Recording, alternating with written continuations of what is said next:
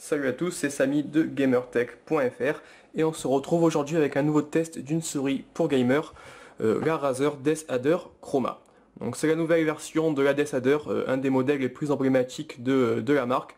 Une souris qui se veut relativement simple mais performante et qui peut être utilisée dans la majorité des jeux, peut-être pas pour les MMO à moins que vous ayez un clavier destiné à ce type de jeu particulier par exemple.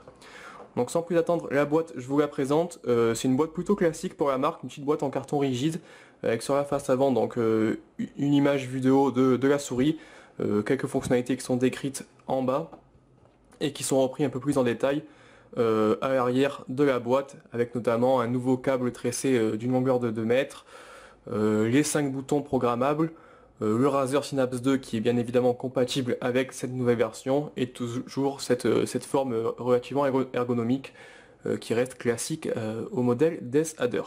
Ce qu'on va faire, c'est qu'on va l'ouvrir, je vais vous présenter un peu ce qu'il y a dans la boîte et évidemment la souris un peu plus en détail tout de suite. Donc une fois déballé, voilà à quoi on accède. Donc évidemment la souris sur laquelle je vais revenir juste après. On a deux autocollants, c'est classique aux couleurs de la marque. Ici, un petit manuel d'utilisation multilangue. Et seulement deux petits mots ici classiques qu'on retrouve aussi avec la plupart des produits Razer. Voilà, c'est tout ce qu'il y a dans la boîte. Pas grand chose, pas de système pour gérer par exemple le poids de la souris. On va zoomer un peu plus sur celle-ci et on va voir un peu les nouveautés qui sont présentes tout simplement sur cette version Chroma et revenir un peu dans les généralités de la souris sur ce modèle DeathAdder qui est disponible depuis maintenant 2007 et qui a connu plusieurs générations avec quelques évolutions et quelques améliorations à chaque fois.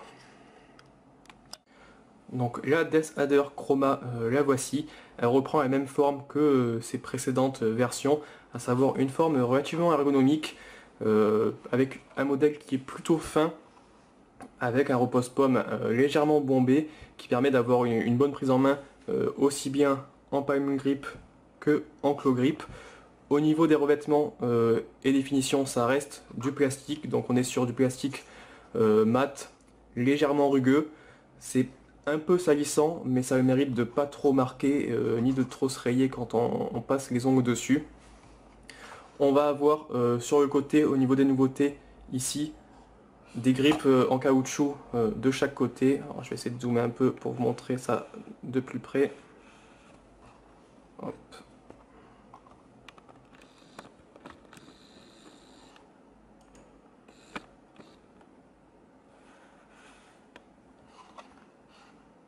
Plutôt agréable au toucher, ça permet vraiment de bien maintenir la souris pendant les parties. Donc vous le voyez, on a ici deux boutons supplémentaires sur le côté, en plus évidemment des deux boutons classiques qu'on retrouve sur le haut de la souris. Donc pour reprendre un peu la vue générale, donc vue de haut, on a seulement un clic ici principal et un clic secondaire. Pas de bouton derrière pour sélectionner les DPI à la volée par exemple. Et au milieu on retrouve une molette donc avec rétroéclairage RGB Chroma. Donc vous pouvez choisir sur une palette d'un peu plus de 16 millions de couleurs l'éclairage que vous souhaitez. Et la molette plutôt silencieuse dans un sens, un peu moins dans l'autre comme vous l'entendez ici, en caoutchouc texturé. Donc l'écran sont marqués mais pas suffisamment à mon goût. J'aurais aimé quelque chose d'un peu plus franc et un peu plus dur à faire tourner par exemple. Elle est évidemment cliquable. Petite nouveauté ici sur l'avant de la souris, donc le câble c'est maintenant un câble tressé d'une longueur de 2,10 m il me semble, donc plus solide que les câbles classiques et qui devrait vous permettre de garder un peu plus longtemps votre Razer DeathAdder Chroma. En parlant de chroma, on retrouve donc évidemment ici une seconde partie rétroéclairée avec le logo de la marque sur le repose-pomme. En retournant la souris, on a ici trois patins en téflon qui permettent d'assurer une bonne glisse. Alors c'est des patins qui sont relativement petits, surtout ceux à l'avant, mais étonnamment la glisse est plutôt bonne. aussi bien sur un bureau que directement sur un tapis de souris. Ici par exemple un tapis de chez HyperX. Toujours évidemment à l'arrière de la souris. Je vais essayer de zoomer un peu.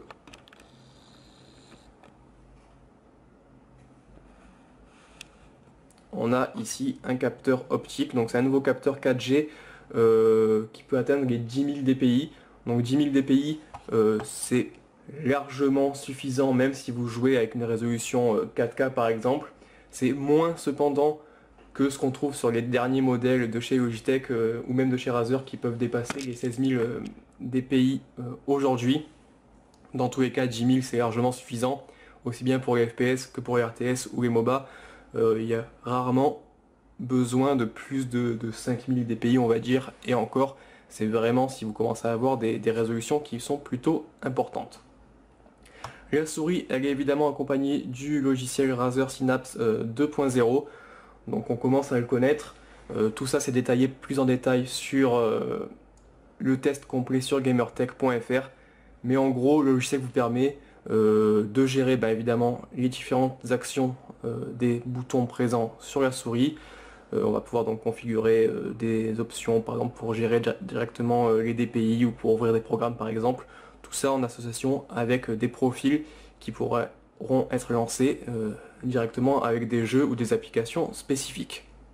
À côté de ça, le logiciel de Synapse Razer 2.0 permet également de gérer en fait vos niveaux de sensibilité. Donc vous allez pouvoir créer 5 niveaux de DPI sur lesquels vous allez pouvoir ensuite alterner en y affectant par exemple des touches directement sur la souris. Enfin, depuis le logiciel, vous pouvez bien évidemment contrôler le rétroéclairage donc de la molette et du logo ici de Razer, et enfin créer des macros complètes pour enchaîner des listes de commandes directement depuis un bouton. Tout ça c'est expliqué en détail sur gamertech.fr. Donc voilà, c'était une petite présentation rapide de cette nouvelle Desader Chroma de chez Razer.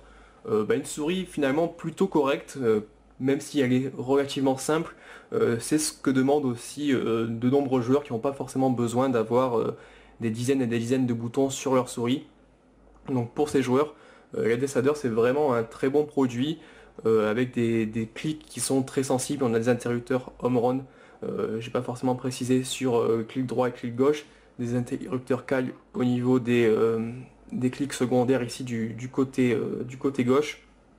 La réactivité est vraiment très bonne, je vous montre. Hop.